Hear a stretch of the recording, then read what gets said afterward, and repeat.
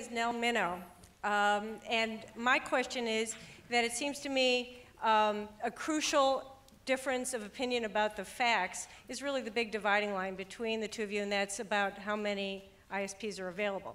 So hypothetically, if only one ISP was available, would the antis change their mind? And hypothetically, if there were 500 available, would the pros change their mind? I love that question. Thank you.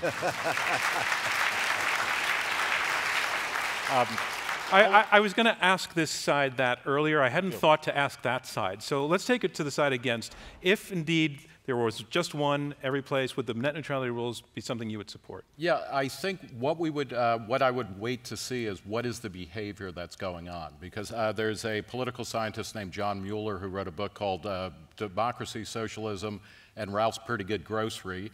One of the points that he made in that is even regulated monopolies at times, depending, and there's a lot of things that go into this, but they have to respond as if they are in a competitive marketplace, because they could either be regulated more harshly or they could be so awful that they actually generate a new way, a workaround. And you think about something like taxi commissions. Uber came around and basically routed around them and destroyed the idea of a taxi. A typical taxi cab service, always state operated or state regulated and whatnot. So it would depend. But so maybe yes. Yeah, maybe yes. If it turned out that they were discriminating, blocking sites and doing things like that. Let's take it to the other side. If there were 500 ISPs that we had to choose from, would you be still arguing for net neutrality? Well, I have a maybe yes, too. Maybe yes. And that depends on whether or not you can switch your devices or your carriers.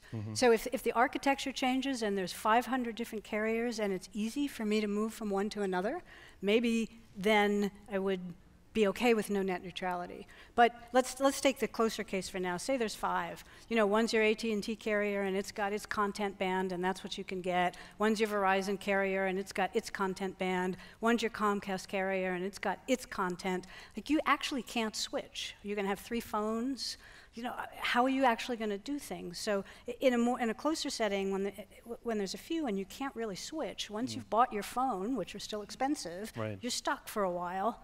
And if you even have a contract, you're really stuck. So in the short term, there are some mobile providers. I'd still say we need net neutrality.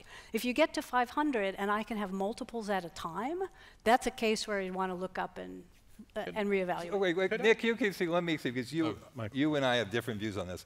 I think if you have a monopoly provider, what that means is antitrust authorities should look at it very carefully to make sure it's harming competition. I think that a lot of the baggage in net neutrality still would be a mistake. Right? The extent that what it's doing is it's limiting the ability of content providers and websites to provide or purchase higher speed access to the customers. I think that's a bad idea, whether it's a monopolist or whether you have a bunch of competitors. I think variety is good. But I would be worried about things that could happen in terms of anti-competitive actions, but that's what antitrust is for.